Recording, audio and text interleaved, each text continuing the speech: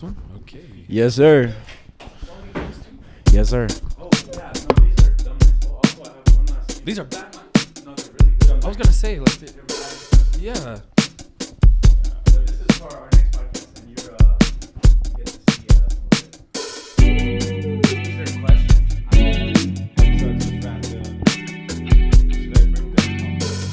Oh my! Some of these questions are good. This is not so AI made. We're gonna look at the section.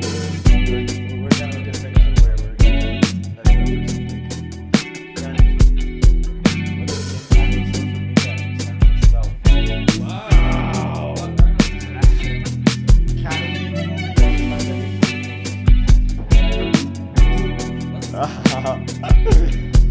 how do we find balance between these two things? Should we rig this so that we react to the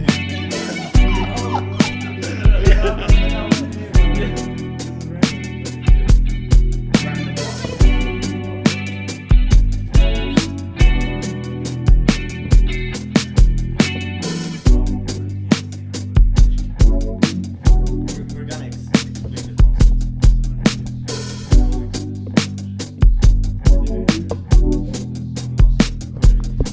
Bet.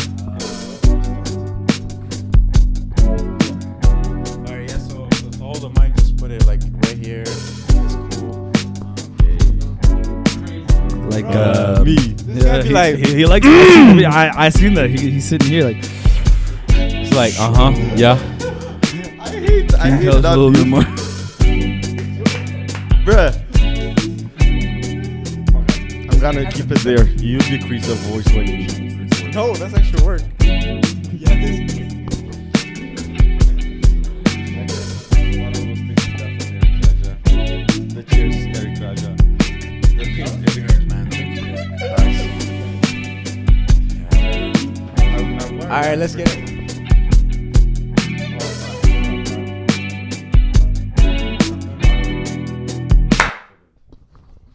Yo, what's good? Y'all chilling? We're back with somebody we are really excited to have on. Ex-Dean Rolf. Thank you. Ex-Dean. Ex-Dean. But real now Rolf. Just a brother and a friend. I've had a very hard transition from going from Dean Rolf to Rolf. But now I'm getting comfortable, I think. I just use bro rather than say Rolf. But it's easier, I guess. And we're really happy to have you, Rolf. Welcome. Thank you, man. No, I'm honored to be here. I've seen a couple of your clips and your guys' videos, and it's really cool to be here. So thank you for having me. Thank you. All right. So, first of all, I like to start with this question because it's very influential. Something that I've bought I've had for quite a while that has really impacted my life is chapstick. And every episode I put it on onto my lips. And I was just wondering, what do you think the world would look like if chapstick was not created? Dang. Wow. If chapstick was not created, man, that's my life. I'm not going to lie. That's what I'm I saying. literally never use chapstick. And I actually get flamed for it all the time because my lips stay crusty. So today I actually, what they don't know behind the scenes, I was panicking. I was like, someone get me some chapstick, please. So, yeah, man, we'd all look crusty. The whole lot of us would be crusty. Shout out to chapstick because if we didn't have it, some lips would look bad, man. Rough. They would Yeah, be my rough. lips rough. Hard Rough. interactions would occur. You can't talk to nobody.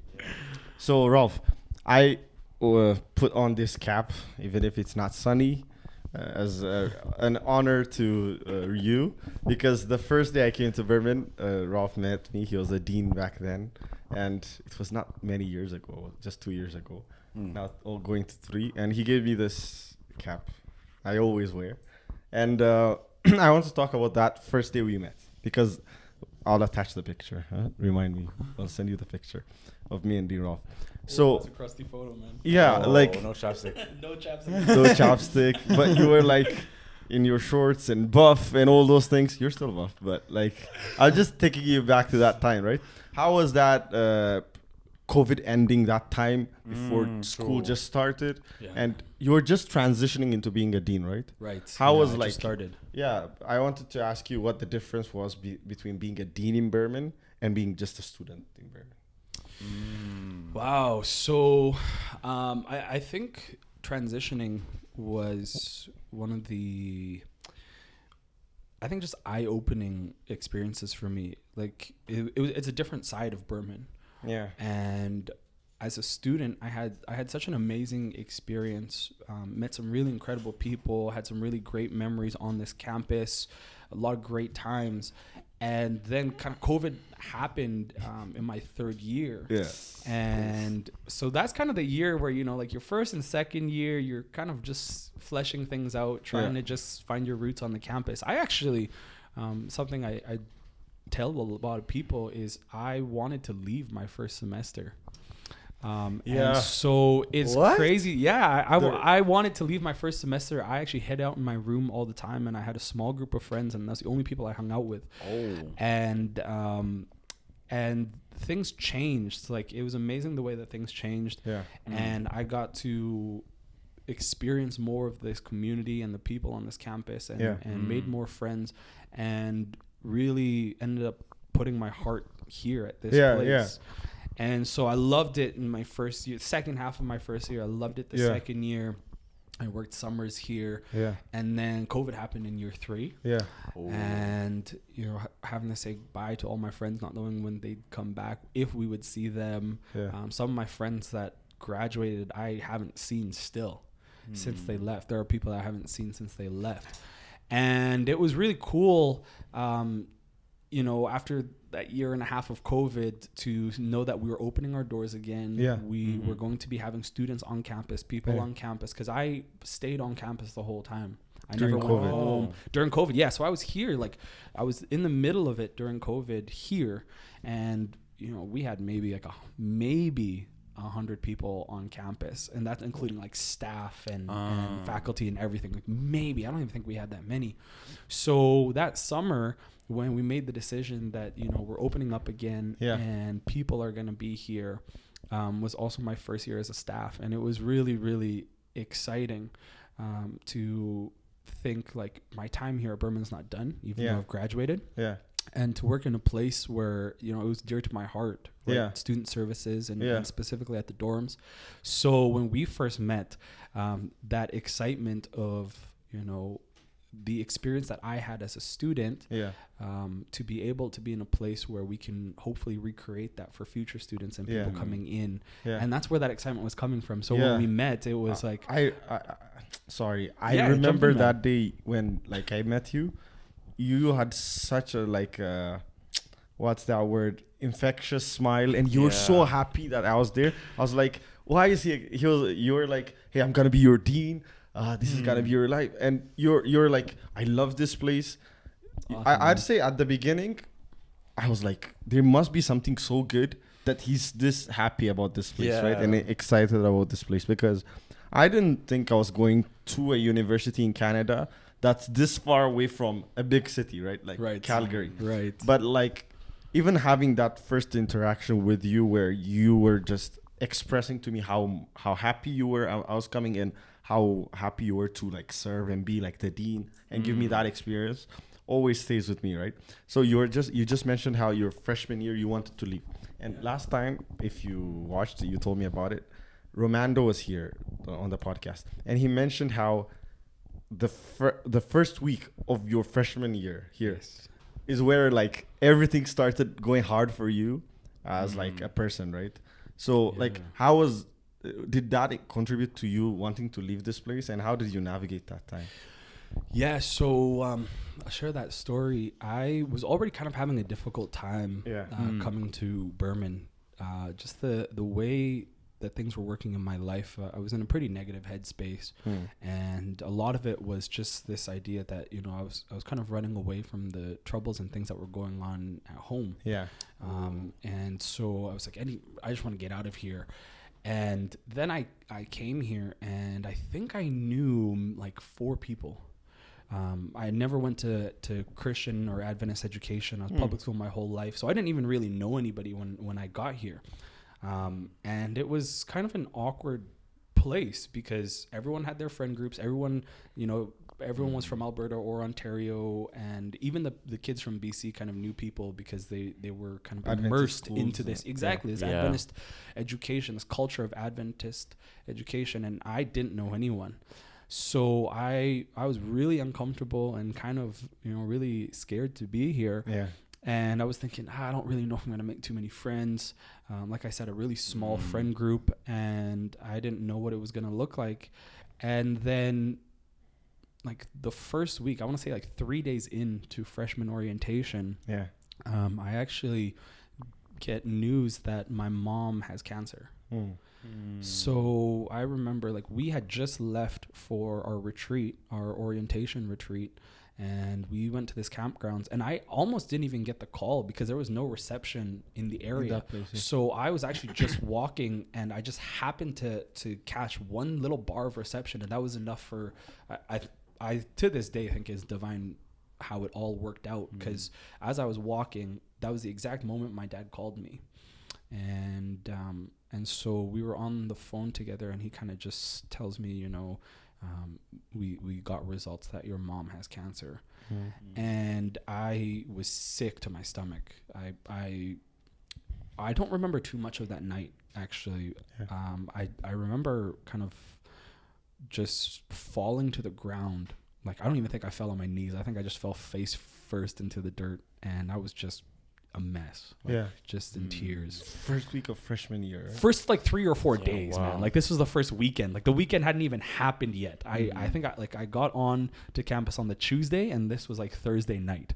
So it was like I was already kind of wrestling with this idea of like, do I really want to be here? Let's give it a semester. Let's try it out and see what happens. And then 3 days in, I find out my mom has cancer, and that kind of, for me, it was like, you need to go home. Like, you can't be here right now. It just validated that voice. The feeling and the voice in my head that was like, this isn't really for you. Maybe it's not your time. All of those negative thoughts came flooding in, and it was like, you need to be home with your mom. You don't know what's going to happen. You need to be there to support her, to help her. You need to be there for your family. And from there, it was like a constant struggle of like, am I supposed to be here? Should I leave? Like, what are the chances? I've been here for 3 days, and this is what happens. It was almost, I thought that it was God's way of telling me that you need to leave. And I couldn't have been any further from the truth. I think that was actually God's way of telling me, like, you need to rely on me. But that was, that was a lesson that I learned way down the line and through many other experiences. But not that time. So that was kind of the experience that shaped this idea that, you have to leave. This is not the place for you. And I think about, this comes up often. I just think about, like, what if I actually did leave? And I think about how blessed I've been and the amazing experiences that I've had because I stayed. And I think about how radically different my life would have been if I listened to those thoughts. And if I gave into that fear and to that negativity and that negative headspace, if I just went with it. I wouldn't be here in this seat talking to you guys, but we would have never met. I would have never met some of the most amazing, incredible people in my life. And it's kind of insane to think about.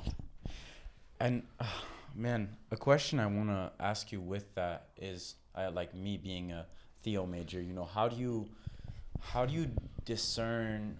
Because I find myself struggling with that oftentimes. Like, how do you discern what is my will and what is God's will? Like, man, it's hard because there's so many ways to communicate, and like sometimes I feel like the devil can just like literally tell you like, oh, this is your will, and he can like gaslight you into like thinking, oh, this is not your will, sorry, but this is God's will, and like God, like Satan can utilize that, And how do you come to like a conclusion of I need to do this because this is what God's will is for me? Oh, that's a question, man. That's a question. You got time. Because at that time too, like, did you think about these things? Because you're getting into theology. Like, how much did your personal life, the stuff you were going through, affect you being in a theology class for most major classes and being taught about those things? So I kind of mentioned it earlier, the lessons that I kind of had to learn being here, I feel is so much a part of my journey, and especially my journey in the theology program. When I came, I didn't come to be a pastor. What? Huh. Yeah, so Okay, wow. I took the theology program not to become a pastor, but because I was at a place in my life where I had to figure out, for me, does this faith make sense? Do I actually believe in this religious idea? Do I want to live by this religion? And if I don't, then at least I can say I gave it everything. Yeah. I grew up in I grew up in a very conservative, strong faith-based home, church, community space. But one thing I'm really thankful for is that I was always challenged by my parents and my elders in my life to make your life yours. Yeah. So in that, a lot of it was like, well, make your faith yours. So it was crazy that, we're talking about how did this really influence you being in theology. It was like, this is actually the very challenge of faith. Yeah. To believe in what you don't know and what you can't see, and to hold on to that promise. So to answer your question, Manny, thinking about how can we discern if this is God's will or not? How can we listen, and how do we know that it's like God's will, or is as you put it, like, is the devil just trying to gaslight you? Yeah. I like the way you said that. I think when I look at scripture and I look at the different stories in the Bible of God making intentional communication, or Jesus making intentional communication with humans, Yeah. it always, to me, there's two consistents that just like literally just came to my mind, and so I'm gonna dwell on those. Number one, it's not going to make sense. It is going to require that you are brave. It is going to require more of you than you have. It's going to require more than you think you're capable of. Yeah. When God calls you, he's not going to call you where you're comfortable. Yeah. Yeah. He's not going to call you because it's easy or because you can already do it. Because if you could, then how is God going to be glorified? Like if God called you to run this race, and I can do this race without God. Yeah.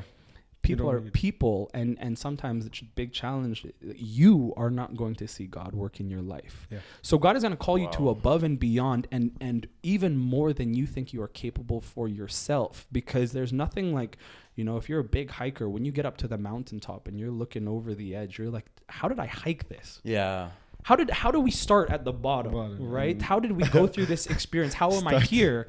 And so I think God takes us through something similar, like when he takes us and calls us to a place, so that when we look back at the end of our journey, there's no doubt that God is the only one who brought you. He's the only way. So number one, it's going to make no sense. Yeah. It's going to require that you really just trust in that promise. True. And then number two, I think it's going to come. I grew up with this idea, and I'm just learning what it means in my life. It's going to come through a still small voice. I think about the story in my mind when Jesus is asleep on the boat, and the disciples run down, and they're like, God, we're going to drown. Come save us. And I don't know. I can't remember off the top of my head the exact way the Bible phrases it, but I know that God goes out to the storm, and he commands the storm. He says, peace, be still. Yeah. Like, he calms. Several translations say that he calms the winds and the rains. You hear it in song and music and scripture. Yeah. And I like to think, I mean, again, I could be completely off base. I can't remember how the narrative goes in scripture, but I like to think that God, just this image, this picture of the storm raging and going wild and crazy, and the disciples panicked and feared as it's rain and thunder and wind. And Jesus is just there, this perfect opposite. And he just said, peace, be still. Wow. And everything is just, it just ceases. Yeah. And in the middle of the storm, Jesus has peace. Yeah. So I think that oftentimes when you feel like your life is the craziest, or you feel like your life is, this is the worst timing, this is the most inconvenient, this doesn't make any sense, this is too difficult, that's the storm in your life. Wow. That's the difficulty in your life, right? That's the challenge in your life. Clip that. And that is when Jesus is going to say to you, be still. And trust in my promise, because I'm going to take you and do in your life the things that I need to get accomplished. And so, that's how that's just how I think. I was thinking about the song "I'll Praise You in the Storm," right? Right. I think sometimes we fell in this trap of thinking we're promised peace on earth, we're promised prosperity, we're promised things to go our way, right? And the reality is, there's never going to be total peace that's external. And the peace that is still is in Jesus, and in knowing that there is, and I think anybody that is why I usually try not to make sense out of things that don't make sense. When you're going to hard times, of course you believe in God. Of course, you're not like you don't deserve it. You're always gonna think that way, but the reality is that you were never promised that. And I feel bad for those people who are taught in that way, right? And most people lose their faith because of that promise that isn't based on scripture. Right. Because I don't think Christ promises that peace that's earthly peace, right? What Manny, there's a verse, Manny, is peace that exceeds all understanding. All understanding. Right? As you said, you can't understand it. Like, right.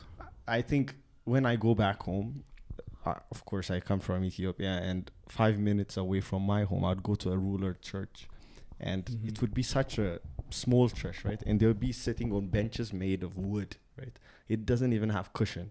And these people are probably wearing the same thing they're wearing for the week, for the Sabbath day, but they're happy, they're clean, right? Come to the church.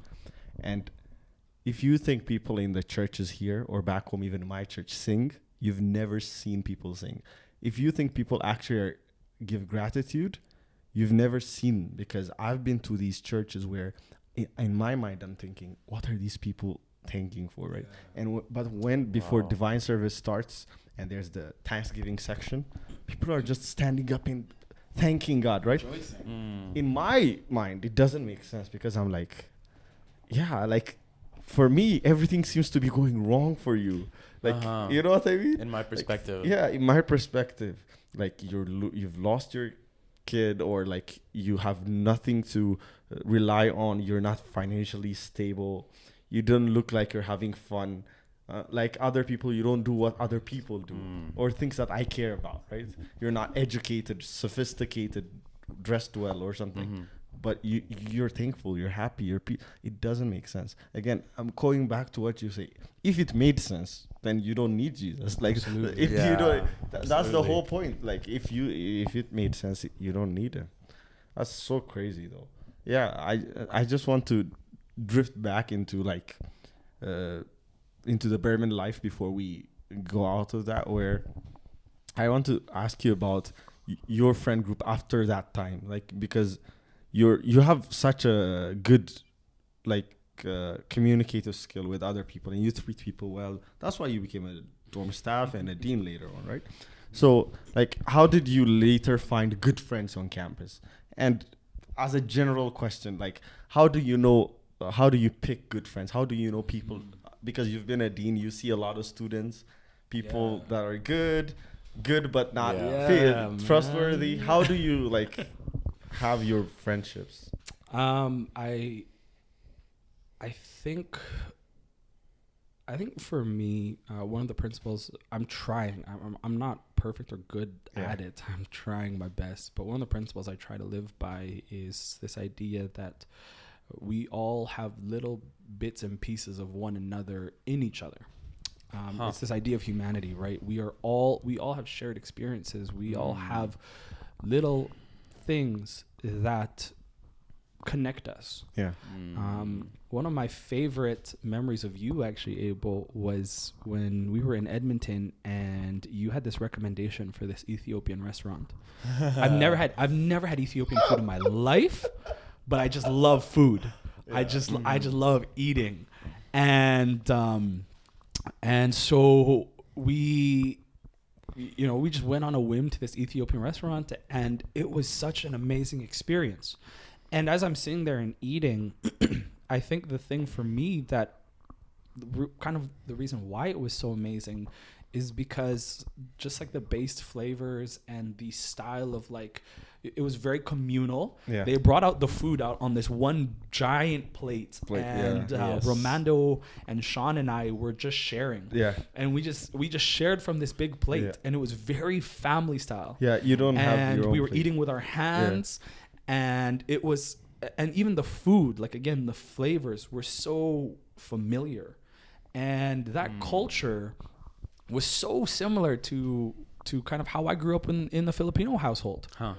It's very communal. We all share. We eat with our hands. Yeah. And it was like, how is this, like the community I grew up in, the background of just being hundreds of islands off the coast in Asia. Yeah. Mm-hmm. How do we have such similar styles and traditions of eating and sharing a meal to Ethiopia? Yeah. Like it just didn't make sense. But as I was eating, and I think I called you or texted you after, I was like, "Hey, it was such an amazing experience, such an amazing meal." Yeah.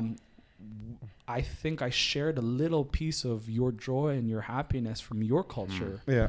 And it felt connected to mine. Yeah. To be completely different places. Not to cut you off, but I am literally cutting you off. But I felt so like I didn't feel as good about it because I just tend to be like, I want people to actually experience my culture.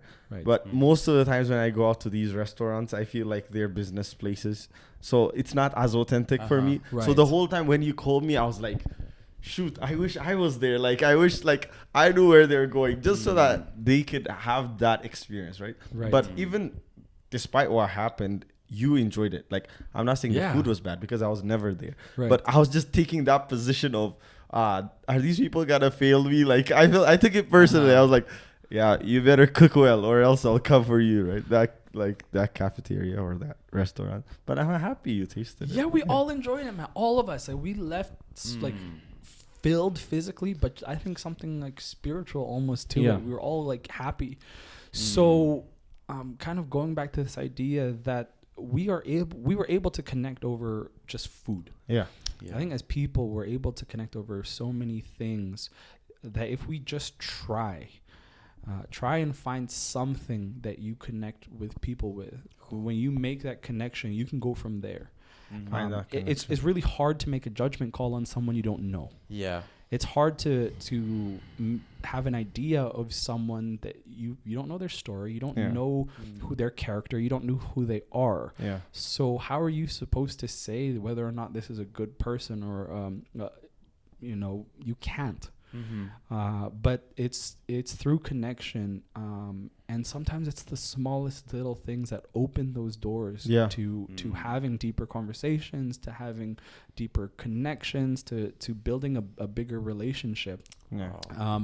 And so you're asking, like, how did you make friends? A lot of it, I think, again, just blessed to be in a place, in a situation where I think a lot of it kind of actually just happened, like, not even on my own doing. I think God put some really, really good people in my vicinity. Yeah. And going back to this idea of, you got to be brave. Yeah. And so you're going to need to be the one who puts yourself out there, who starts conversations, who is the one to be intentional about making connections. Yeah. And once you make those connections, you see yourself in others. You see the shared experiences. You see the many beautiful things in people's lives.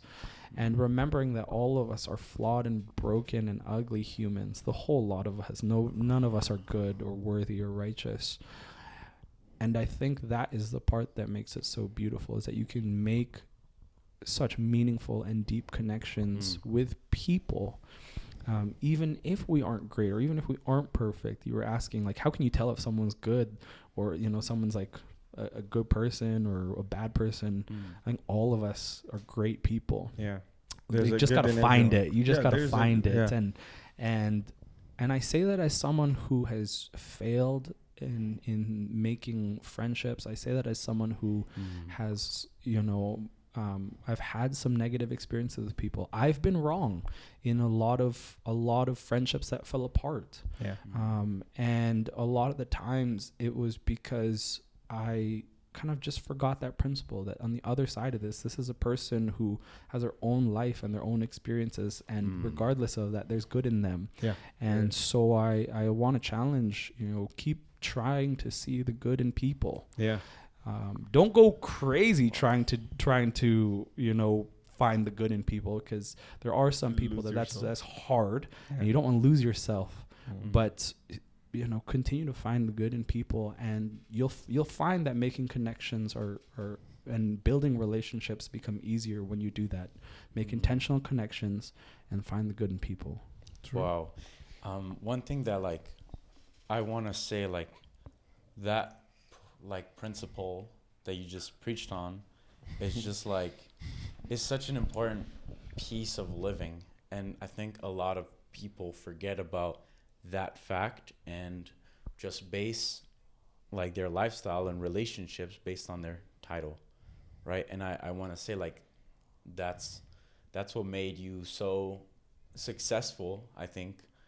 Like, and I've gotten so much positive feedback about you, you know, because you're willing to put yourself in their shoes and you're willing to share some stuff, and then it's like a two-way two-way road. Yeah. And it's like I give and I take and we exchange, you know, and we both, like you said, we both have had experiences, and now we're just being open, and now I get a better understanding of maybe why you act like that, and maybe I had no idea about, like, the fact that you're going through that, and like I was gonna make a like judgment, you know, like especially in your position as like being in a leadership role, right? Yeah. Where you have like pretty much a big say on how the student is gonna be, right?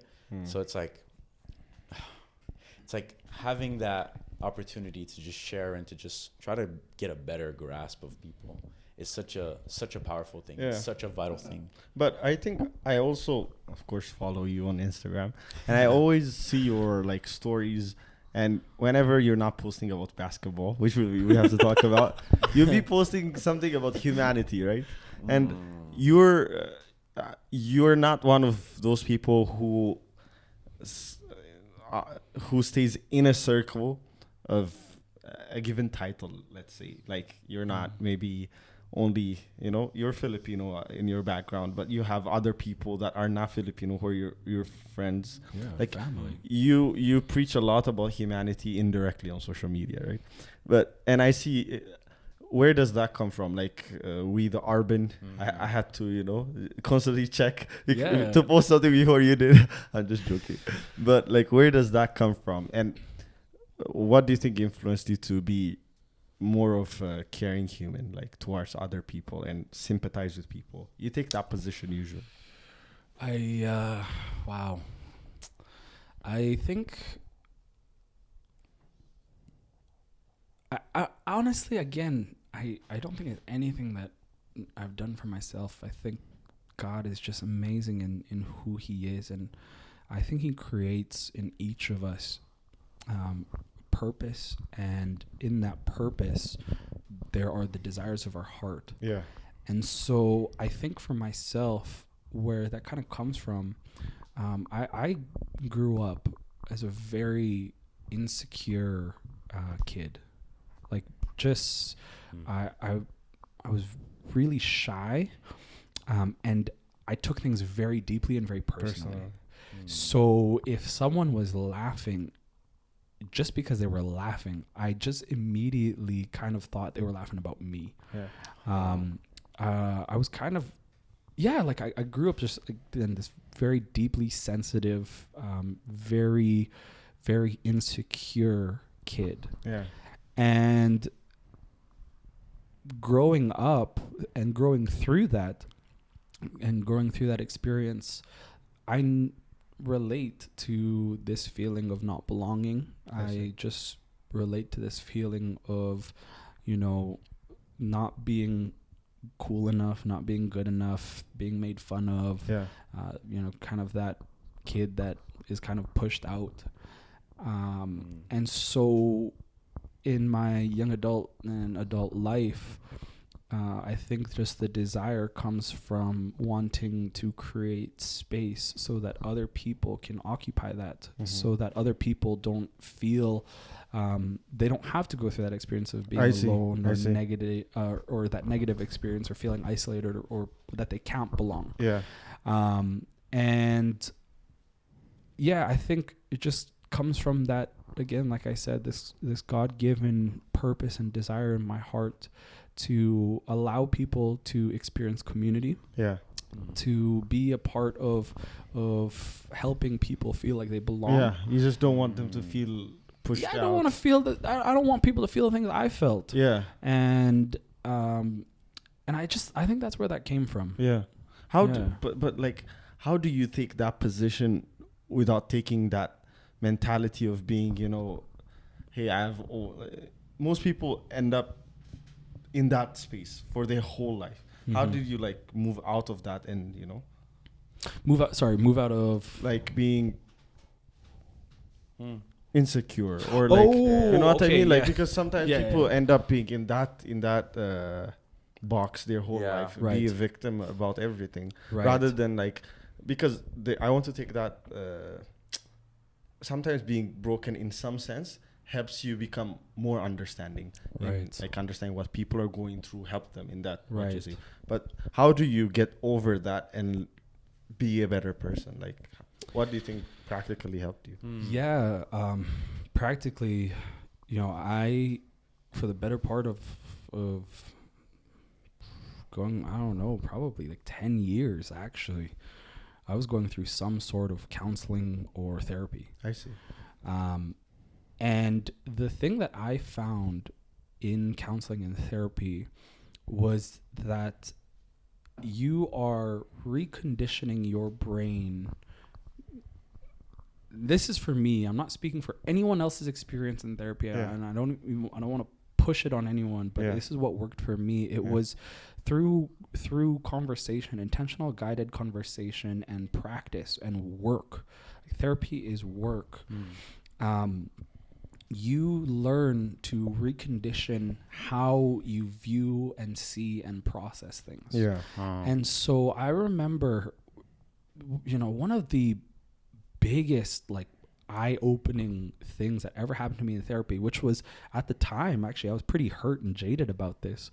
But I remember there was a time I was kind of sharing about an experience and sharing about something that, I was kind of opening up about something that was going on in my life that I held on to for several years. Yeah.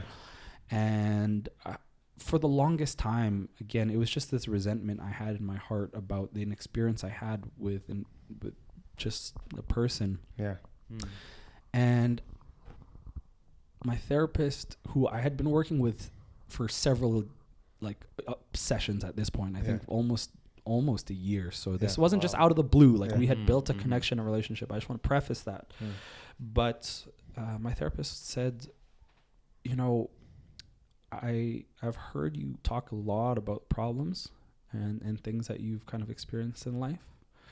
And I'm going to butcher what they said. They said this so much better than I did, but they basically said, I think you've held on to this for too long. I think this is something that you are just holding on to. Yeah. That this isn't something that put you in immediately in a threat. You're not unsafe. You may have felt hurt in that moment, but right now in your life, it's not causing you physical immediate danger. You're not actually hurting from this. Yeah. I think a lot of that emotional hurt is just you have chosen to hold on to it for so long. Wow. Yeah. And like I said, I remember that first, in my initial reaction to that was kind of like, why are you telling me that? Yeah. Like, that kind of hurts that you're the one telling me I'm holding on to this. But it just helped me think about, and that conversation opened my eyes. Like, how many of the problems in my life, at one point, yes, at one point hurt me. At one point was a negative experience for me. And at one point really made me feel negative towards myself, or just have a negative outlook. Yeah. But how many of those experiences did I not need to no longer like hold on to? Yeah. How many of them could I just let go? And how often was I just feeling this pain and this hurt and this resentment simply because I didn't want to let go of what happened? Yeah.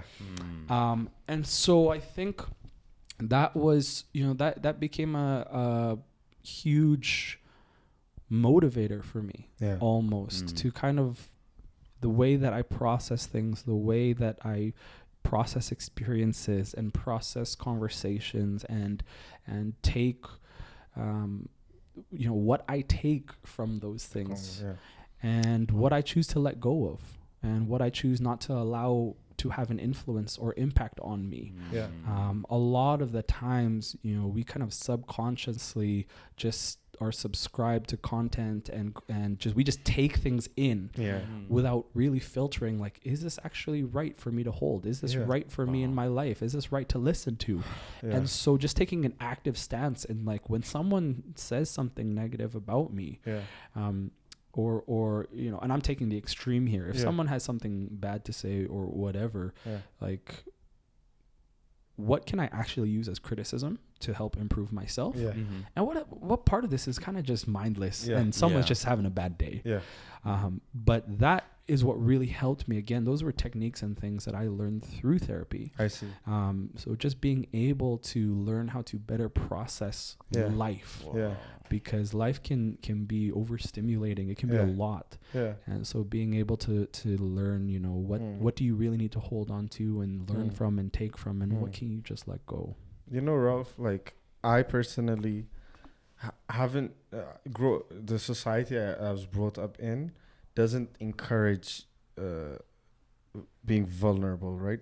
So I find it hard to like say what I'm going through unless I feel so safe, like, or I have to say it as a joke, or unless I've dealt with that situation. And you're in the future and it's in the past. Yeah. Or else I don't easily talk about something that is serious in my life. Simple things, I can complain about them, but most of the time I think guys suffer with this. Nobody cares at the end of the day. It's work, life, money, school, this, and many people carry a lot of burden, right? And I had never, to be honest, like, having you talk about therapy in this way, I would say has opened some level in my understanding of it. Of course, I'm not against therapy, but I wouldn't say I was for therapy. I'm just one of those people who doesn't think therapy, but it's good. Like, what do you think about like men's mental health and like being vulnerable, talking about things? What setting should that happen in? Yeah, you had a word there that I thought was it just defines it for me. Safe. Yeah. Safe. We need to feel safe and to be vulnerable, right? Because vulnerability requires that you go back to some times that you felt pretty unsafe. It requires experiencing things that were painful, that were difficult, that were hurt. It requires doing and opening up unprocessed feelings. And you can't do that properly if you don't feel safe. So going into men's mental health, it again, is one of the worst things in our society, is that as guys, like you said, we kind of live in ideas that, we can't, if you talk about your feelings, then you're emasculine. If you cry or you openly display how your emotions are, then you're not a guy. And so we just live like these little pop cans, just all bottled up and shaken and fizzy, because the world's gonna knock us up and down and upside, like inside out. Like, the world will shake you. And if you shake in a pop can, like, you don't even have to pop it up. Like, if you shake it hard enough, it's just going to blow up on its own. And we think that that's how we have to live as men. I don't know where this idea came from, that, you know, we have to be strong all the time. And I get that, you know, there's this old school mentality that's what a man is. There's someone who is strong and resilient, and doesn't let anything affect them. But I think there's actually, I think it requires more resilience to be vulnerable, to be able to open up and say, this was my experience. This is everything I've felt. This is what I went through, and I'm going to keep going. Yeah.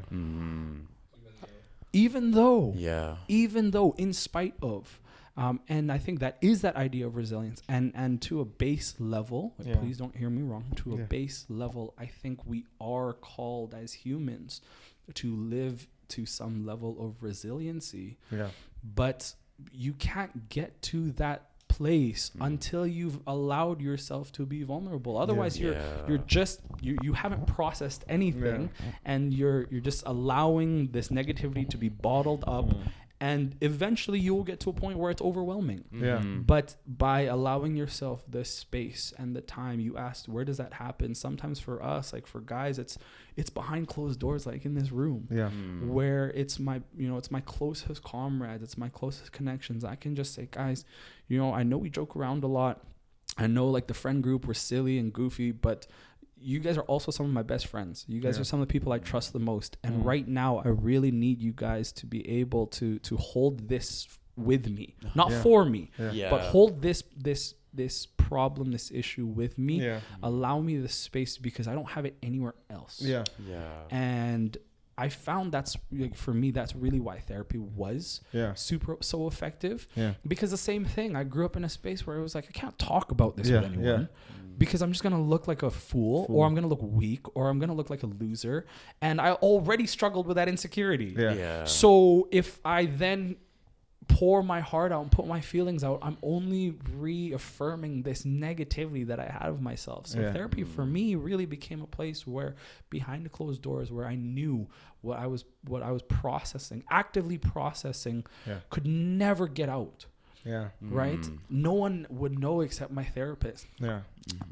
And it just allowed me a space to be able to again just put down for a second some of the weight I had been carrying, and then pick it up when I was ready. And I think vulnerability, by allowing yourself to be vulnerable and experiencing vulnerability, I think that actually builds deeper resilience. And so for us as guys especially, and this is why, you know, I got to do this. I have to shout you guys out for what you're doing, because you really allow some really amazing conversations to happen. You guys have such a great chemistry with one another, and you just have such a dope. I love that. That was loud, crisp. It's love. That was a clap, man. That was good. But you guys really allow a space for people to have good conversation and to be themselves and to just speak freely. And in that essence, right? You're allowing therapy to happen naturally. You're just allowing people to just process and let out and have an outlet. And so I think this is amazing, man. You guys are doing great. But I think one thing you said that was like fire, and actually Adam Deber, I was in his class just 2 seconds ago. I saw him, but he said something really cool in class. Like he was talking about like pastors, and he was like, or just Christians as a whole. You know how people say their testimony, they go like, you know, I used to do this, I used to do that, and now that I'm with God, everything is good. It's like, that is such a lie. That is like the greatest cap ever spoken, you know what I'm saying? And like, I love the way you present it, because it's like, it takes a lot of like time to just have to lay everything down, put it on the table, right? And say, okay, I'm starting with this one. This is a traumatic experience I've had, and this I'm holding on to. I want to let go of it, and then you review it. Because ultimately, I like how you spoke on, you have to go through it again to let it go, right? that's what ultimately therapy is. You relive the moment so that you can part ways with it, right?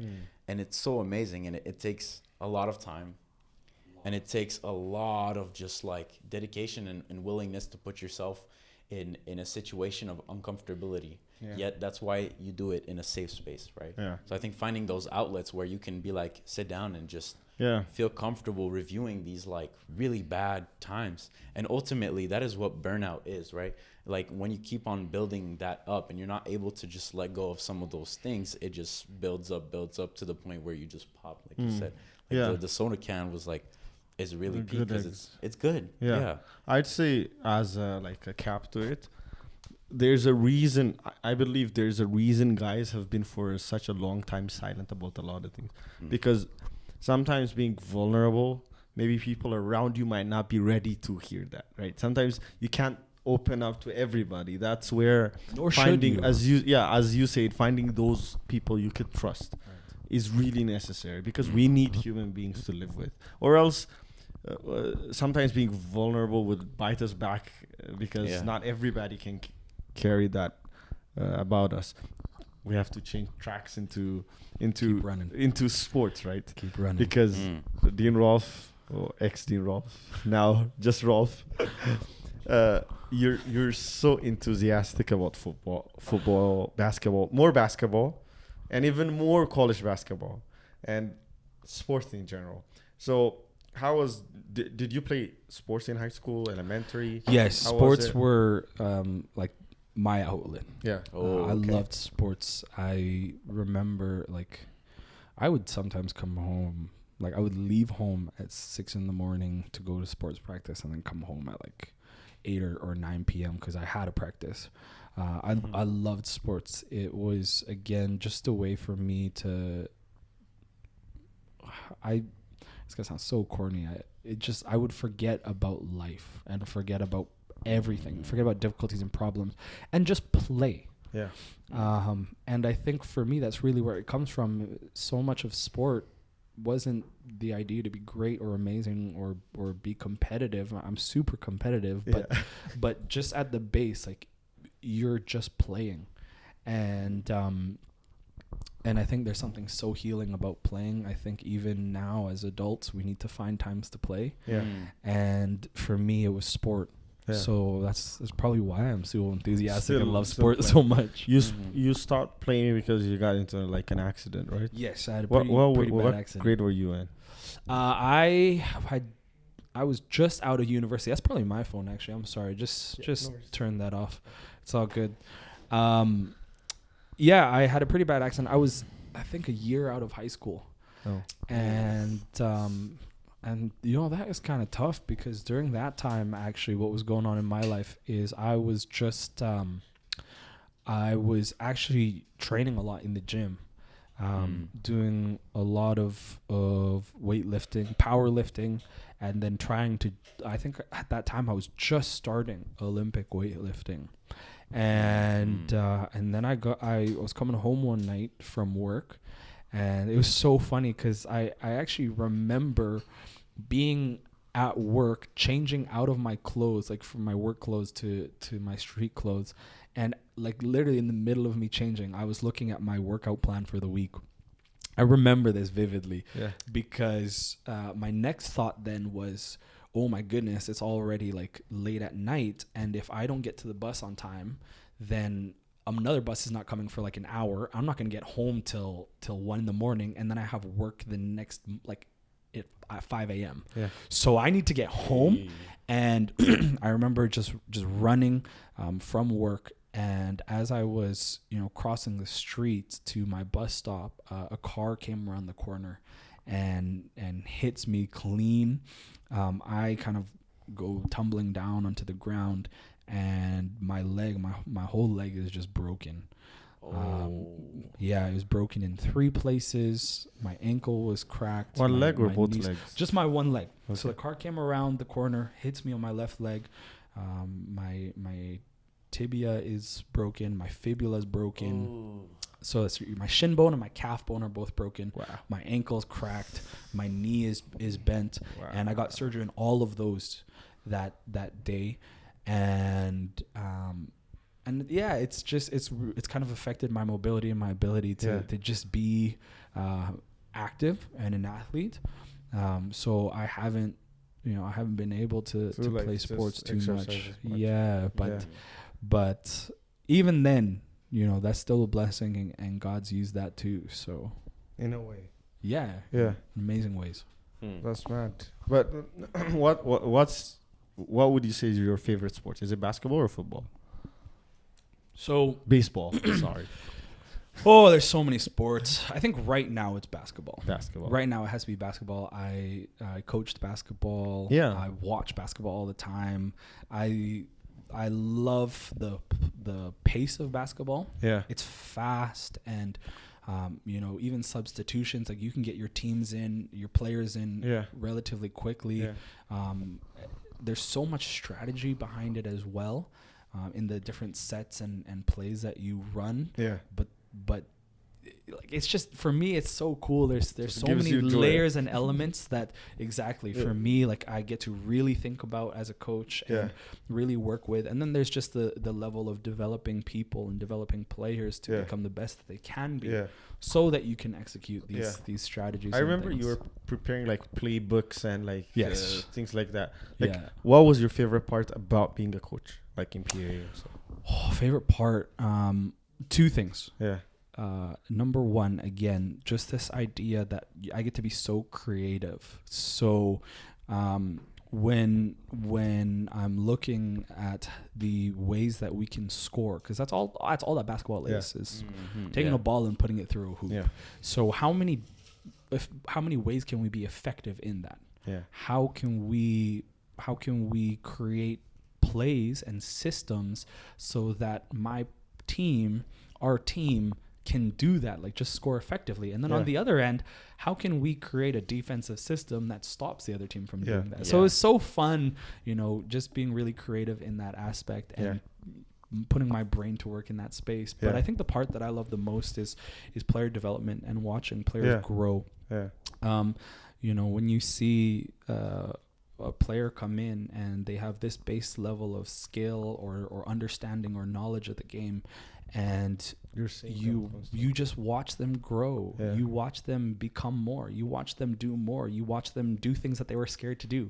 You watch them take challenges. You watch them fail. You watch them stumble.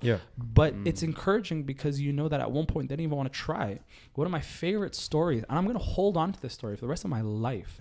One of the teams I was coaching, we had this girl who was playing for the first time, and she would say herself, like, I suck, I'm not good, and it was like our responsibility as coaches to help her grow and encourage her to become a better player, but also just a better person, and find that confidence in yourself to do amazing things. And all year long, all season long, she would be so scared to shoot the ball. And the encouragement to her simply was, shoot the ball. I don't care. You can airball. It can be the ugliest shot. I really don't care. You can miss the net by 30 feet. But don't be afraid to shoot. One thing you're not allowed to do is be afraid. And I will be honest, there were some shots she would shoot that I was like, that was not a good shot. Like, that was a bad time to shoot. Clip that. But remembering that at one point she didn't even want to shoot the ball. Like, she didn't even want to touch the ball. So to get to a point where I'm just going to throw it up was already a win. And the way that the most insane part about this is in our final game of the season. In literally the last play of the game, we are down by 1. No way. And the whole game was back and forth. It was such an exciting game.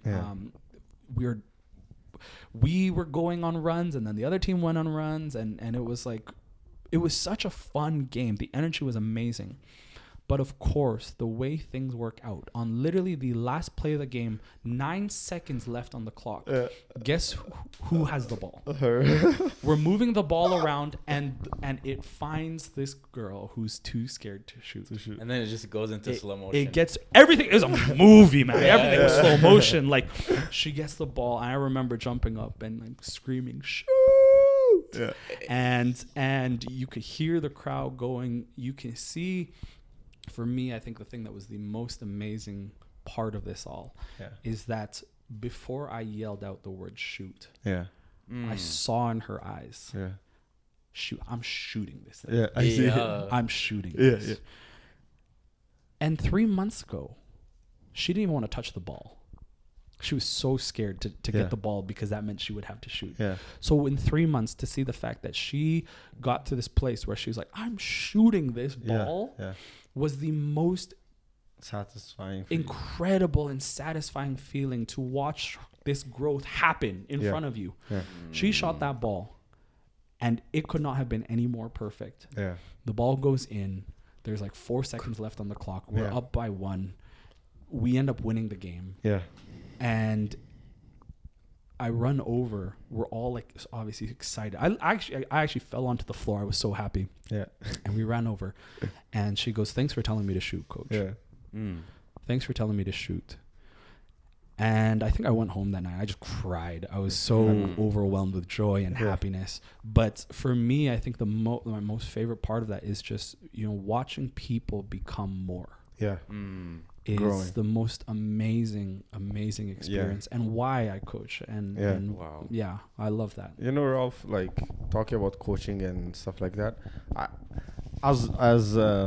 as lovely as you are, like as a person, as like you only smile, good vibes, you can turn the switch on at times.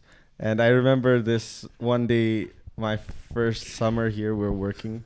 Josh wasn't here that summer, but he was, and things kept on going wrong, and we were wasting a lot of paint. We were painting Maple Hall, and the brushes, people wouldn't wash them properly, and the message was coming with people, but people don't want to do it, right? And it just so happened that Rolf was in that day, and he had been saying the same thing, right? But nobody listened. So he had a meeting with us at the lobby here. I remember that day, like you were torching all of us. And I was like, at that moment, I was thinking about two things. I was like, one, I was obviously being defensive. Did I do anything wrong? It's not my fault. Mm-hmm. Why am I being cooked, right? But then I said, okay, I've contributed in some sense. And second thing, I was like, I didn't know Dean Rolf would be, this mad and scare us all. Because never before that time or after, for even serious matters, have I seen our whole team be like on point, right? We were all like, we're all getting fired. But like, I remember that day so well because following that day, some unrelated thing happened too in the painting sections in Lakeview. And me and I think Echo had to paint a whole like wing of Lakeview. One side of the walls, right? And because it was the Rolf's season of wrath, like it was basically unjustified, but I did not ask it. Old Testament is crazy. Bro. Old Testament Ralph. Old Testament Ralph, right? And I was not going to ask any questions. I was like, okay, I don't want that, hair dryer again. I said, I'll just do it. I'll just go do it. Because I don't want that 1-to-1 or 1-to-2, right? It was enough with the group. So I want to bring it back to the coaching. How do you sometimes turn it on without losing the person? Like I have no resentment because you're mad that day. Like I've seen other people try and constantly bring that energy and end up being that not being beneficial. You know what I mean? Sometimes you turning it on. If you always turn it on, it loses value. Sometimes not turning it on also gets you disrespected. Yep. So you became a dean, but most students knew you as a student. And sometimes I'd be with you and I'll feel like Ralph is so humble. He doesn't care about these disrespect, right? If I was Ralph, would I be like taking this? You could turn it on, but you don't turn it on as much. Like when do you usually become more serious about things, and when you coach, how do you balance it without losing the person but telling them, hey, come back, man? One of my mentors and one of the people I look up to and who just really poured out into me, he had this saying, KYP, know your people. You have to as a coach, it is your responsibility to know your people. You have to know. You have to know your arsenal. What are you working with, right? What are the tools that you have, and how do you get the most out of each tool? Yeah. I'm not going to call a hammer to somewhere where I need a drill. Yeah. Doesn't make sense. I see. So you have to take that time to build intentionally to build relationships and connections with your players, so that you know, okay, this person requires just a little bit more gentleness. Yeah. This person needs to be pushed. Yeah. This person is not going to listen unless you push them. Yeah. And unless you kind of go, toe to toe. I've worked with people you need to go 12 rounds with before they move an inch. Yeah. And then in that same space, you've got someone who you need to be gentle with. Yeah. So there's no, in my mind, there's no blanket way to coach. I see. You are coaching individuals. You might be coaching a team, but at the end of the day, your responsibility is to individuals. And so you need to work with each individual where they're at, the level that they're at, and also what they require. And that only can happen if you know them. You have to know your people. That's so true. In regards to when can you just turn it on, I can't remember where I've got this. I'm sure this is someone famous said this, or someone who knows what they're doing more than I do. They said you've got 3 bullets in the season. In the length of a season, you've got 3 bullets. You only get 3 times where you get to go up and you pop and fire the gun. Yeah. Any more than that, and people are going to fear you, and you can't grow. You can't experience growth and connection in fear. Yeah. But like you were saying, there has to be a time where you remind people that you are the one who's responsible for getting them through this journey. You're their coach. Yeah. And to a level, there has to be times where we can be good and have a friendship and a connection and a relationship, but at the end of the day, it's my responsibility to get the most out of you. Yeah. It's my job to make sure you reach this level of growth, this standard. Yeah. And if it means I have to drag you sometimes, I'm going to drag you. Yeah. If it means that I have to pop so that I get the most out of you, so we can reset, so that you can come back, you can refocus. You get 3 opportunities in a season. And I've also kind of attached a bit to it. Never use all 3. I see. So you've got to pick and choose times. And again, it goes back to what I was saying. You have to deeply and intimately know your people, because sometimes they don't need a pop off. Yeah. They just need a time where all of you can come together and be encouraged or be brought up. That's so true. You don't call people out. You call them up. And that's kind of where that's also part of what's fueled it, is that any time if this big pop up, this big time where I'm as you said, roasting you all, it wasn't ever this to degrade you or to bring you down or to make you feel bad about yourself. It was always like, you guys can do so much more. And actually, I've seen you do more. I've seen you be better. So why are we going to settle for this? Why are you guys working here when you have consistently proven you're here and can be even better? So I don't want to ever call someone out. I want to call them up. And so when you do that in that way, even if you have this big, scary, oh my goodness, Coach Ralph's going to chew my head off, it is able to become, he was actually just asking more of us. He was actually just asking us to be better, to be as good as we could be. It almost relates to like a father figure, right? Or it's like as a kid, because sometimes he has to build a big gun, or this discipline. It's like if you act dumb or don't reach your full potential, in life as a human being, like it's so, I feel like, necessary in terms of if you're in a position of leadership to fire that gun once in a while, or check them and saying, hey, you need to do better, or hey, I know you can do better. It's it's not it's not just to push you down, like you said, just lift them up, almost scare them, but to know that they can reach their full potential. I think that's one thing that friends have to do too. a good friend will keep you accountable. Absolutely.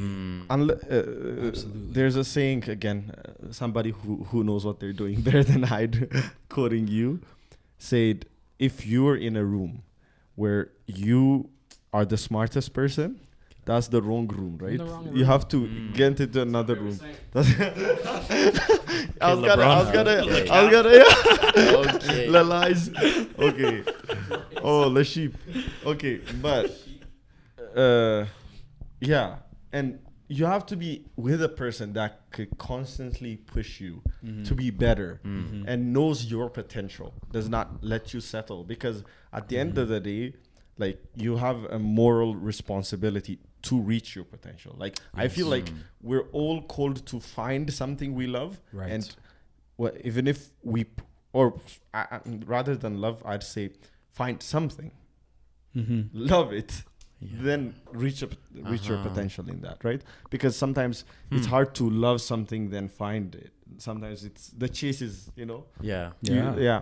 But that's now that Josh brought that up, I wanted to ask you this very unending controversial question of sports. Who is the real GOAT of basketball? Who does Rolf think is the GOAT? Because Berman thinks... Without a doubt, Yeah. and undisputedly, Yeah. is Michael Jordan. Oh, thanks. Without a doubt. Listen. Thank you. Listen. Thank you. Listen. Thank I you. love LeBron. Thank you. I love LeBron. And LeBron is accomplishing things that Yeah. no athlete in any other space, nowhere, is accomplishing what he's done. Yeah. The man has over 39,000 career points. Yeah. He will likely this year break 40,000, and it's very likely that never ever happens again. Right, because he has played in the NBA for 19 seasons. He's been relatively healthy, playing over 65 games, or over, if there's 82 games in a season, he's playing something like over 80% every year for 19 seasons, and doing it at such a high level. So this is no hate to LeBron. Like, he's an incredible player, and in my mind, there's no one that's gonna usurp him as number 2. I see. But Michael Jordan, we don't have this discussion if there was no Michael Jordan. Yeah. Right? Michael Jordan raised the level and the floor. Like, if the NBA was here, not only did he say, like, the level that the highest peak is going to be 7 championships and this type of career, and be one of the most dominant players ever, but he also raises the floor. You think about how many players modeled their game after MJ, that tried to be like MJ, that wanted to work as hard so that they could try and compete with MJ. Yeah. The level of the NBA only gets better because people shoot for what's up there. So to this day, I think we watch an NBA where people are still chasing Jordan and still kind of chasing that greatness. And so to be someone that many of the greats have modeled their game after you, Kobe. Yeah. Right, Kobe. Exactly. Kobe talks about this all the time. How he wants to be like MJ, and I'm sure there are young guys today who have never watched MJ play and will model their game after LeBron. And so 20 years down the line, people are gonna forget who MJ was, and it's LeBron. But right now, Last Dance Part 2. We may be, man. I don't know. I hope not anytime soon. I hope LeBron plays for another 5 or 6 years because it's going to be a sad day in the NBA when he finally retires. But I'm sorry, guys. It's Michael Jordan. Yeah. He's a GOAT. What's your favorite sporting moment? Like, you watching the game? Not before you, but like, do you remember?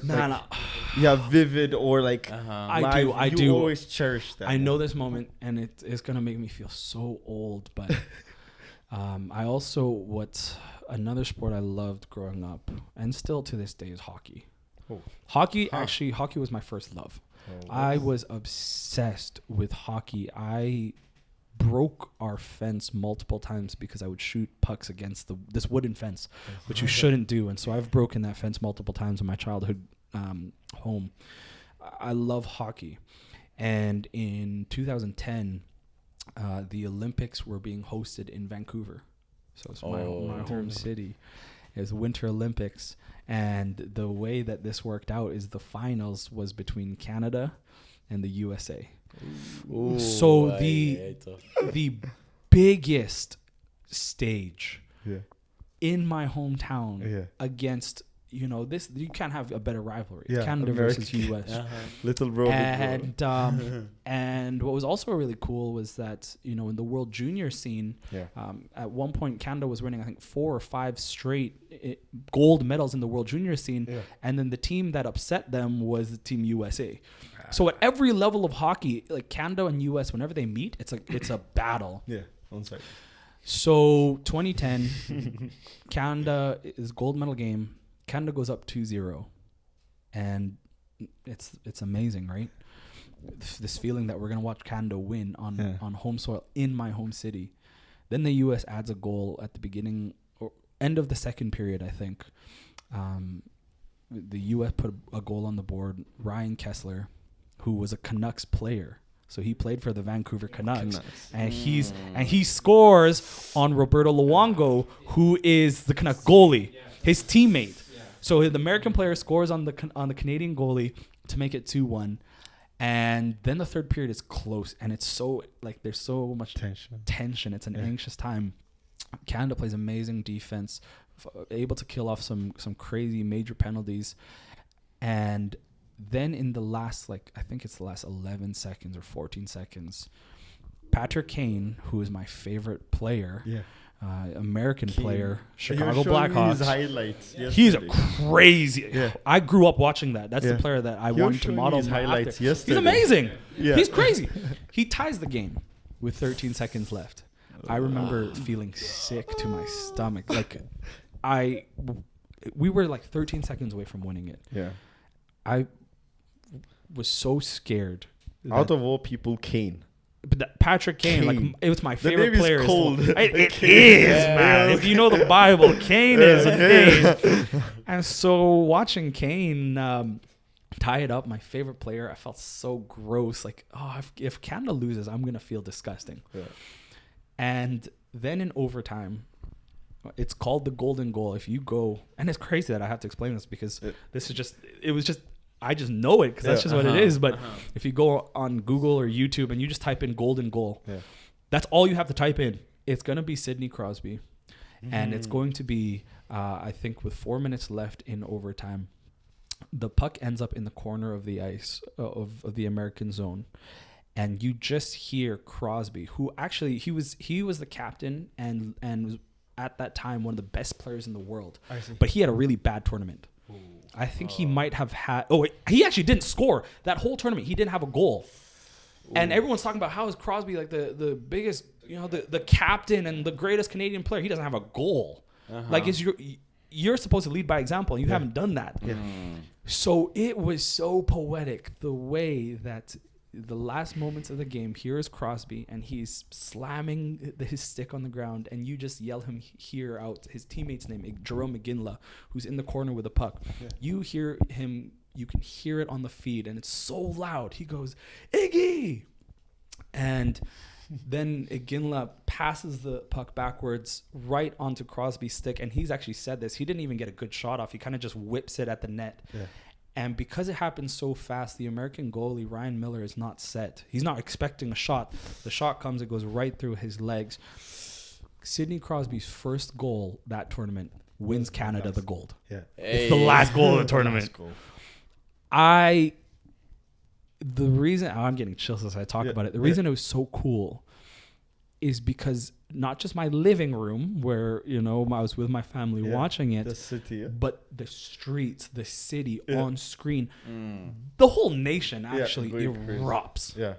And for the next 3 hours, it's just people. The streets are just filled with people honking horns and waving flags, and it was the most incredible feeling. For one moment. To unite the entire country, of one country, was the coolest, and that's why, man, sports is so amazing. And it kind of goes back, actually, just throwing it back to something that our first question. it was just the shared commonality of a love of sport Yeah. that connected all of us as human beings, that allowed us to experience something together. And it was seriously cool, man. We were running up and congratulating and high-fiving and hugging people I've never you don't met. know. Simply because for one moment we were all Canadian hockey fans. And for one moment we were all just humans. True. And it was such a beautiful, I think that was one of the peak humanity moments.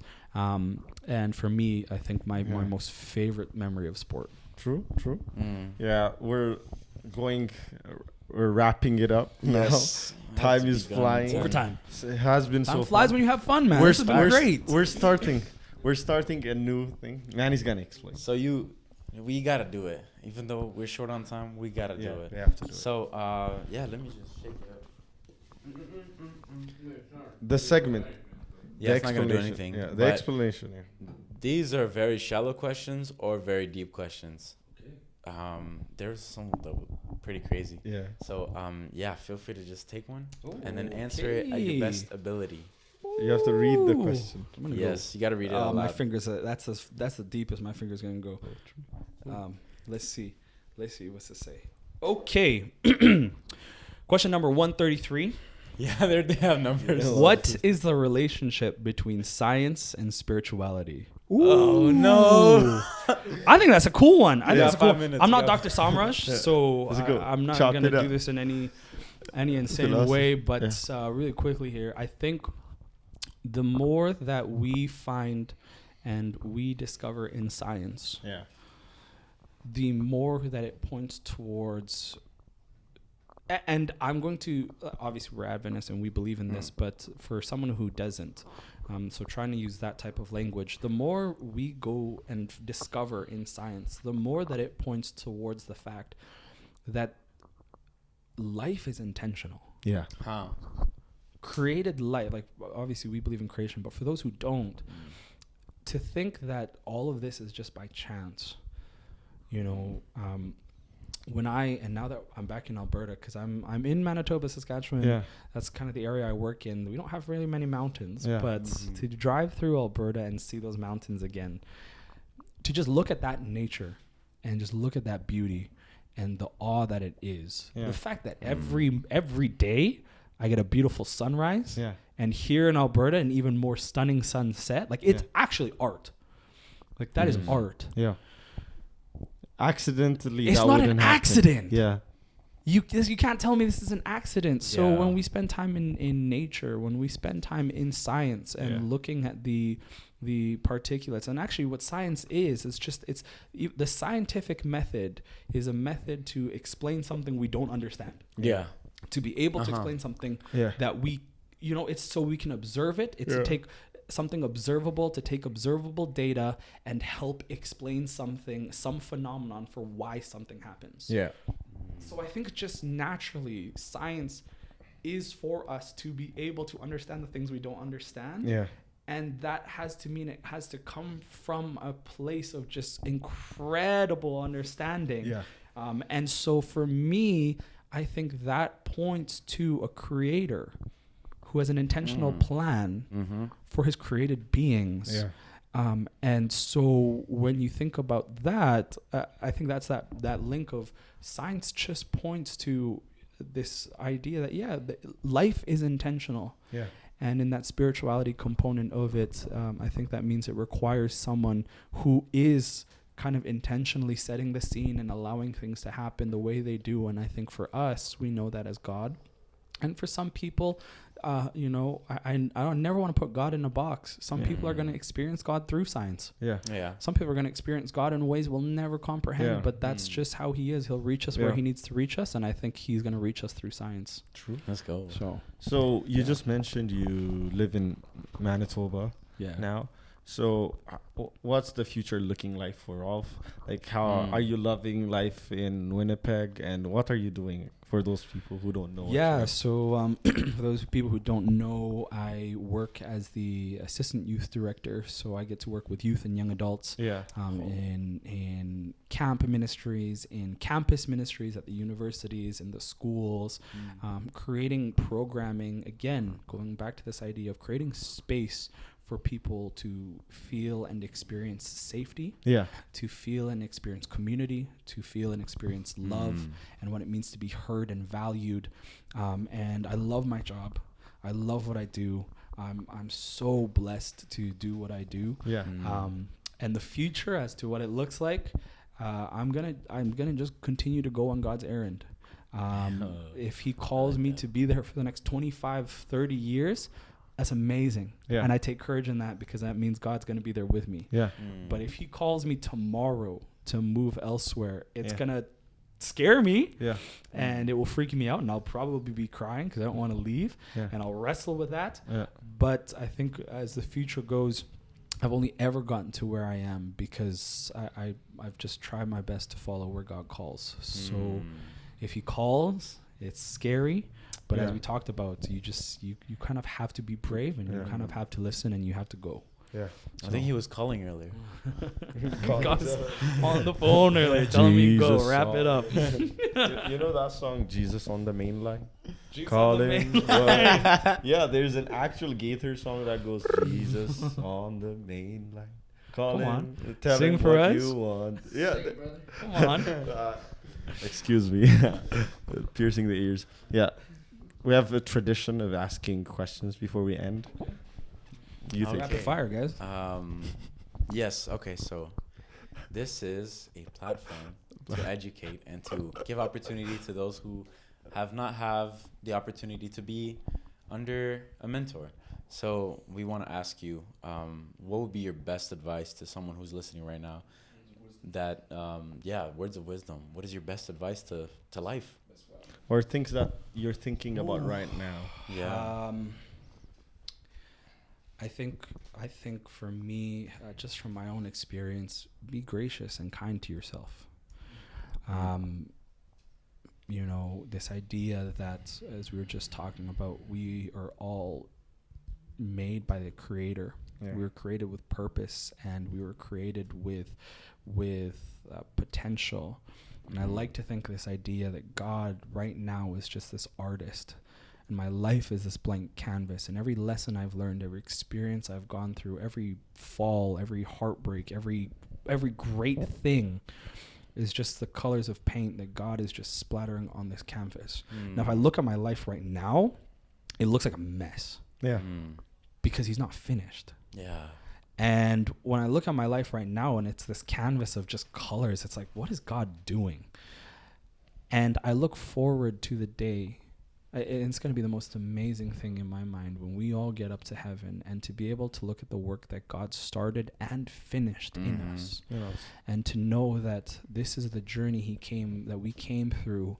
And at my time right now on this earth, it may not make sense, and I may think I'm failing, and I may feel like a failure, and I may actually be failing, and I may have these doubts or these worries or these fears or anxieties, and all of this may come in my life. But continue to be kind and gracious to yourself, and continue to keep going faithfully. Go with God, and continue to walk faithfully with Him, because I think he's always working on our lives. He's still painting. Wow. He hasn't given up on us yet. He's not done with us. And if he's not done with us, then we shouldn't be done with us. With ourselves. Wow. So the last question is, of the two things we ask at the end, what are the three things you're thankful for? We want to end with gratitude. I love that. Three things I'm grateful for. Number one, I am thankful for where God has taken me from. I'm thankful for the experiences and again, all of the hardships, all of the challenges, all of the difficulties, and all of the past joys and good things that have fueled so much of the happiness of my life. I'm thankful for all of that. It has shaped me into the person I am today. I'm thankful for where I am. I'm thankful to be here. I'm thankful to be in this space with you guys. I'm thankful to be back on this campus. I'm thankful to be in the position I am, in the job that I'm in. And again, it is beyond what I thought what I thought for myself. Like I was saying, God called me into a space which is even more abundant than I could have given myself credit for. So I'm thankful to be where I am. And then I'm thankful for where I'm going to be going. I'm thankful for the journey ahead. I'm thankful that, like I said, exactly that. God has a vision for me. Yeah. And I'm so thankful it's not my vision, because my vision is this. But God has plans, and He is amazing. So I'm thankful for where I'm going to be going. This has been such a sweet, fine time together. Thank you for doing this. Thank you guys. Thank you, Rolf. We just want you to know that we appreciate you, and we hope to do this again sometime after things have moved on and things have changed, so we can bond again, talk about things, and do, as you said, a session where we're sharing knowledge, experience, and being friends even more. Guys, thank you awesome. for the Chiefs getting cooked. Chiefs lost this past Monday.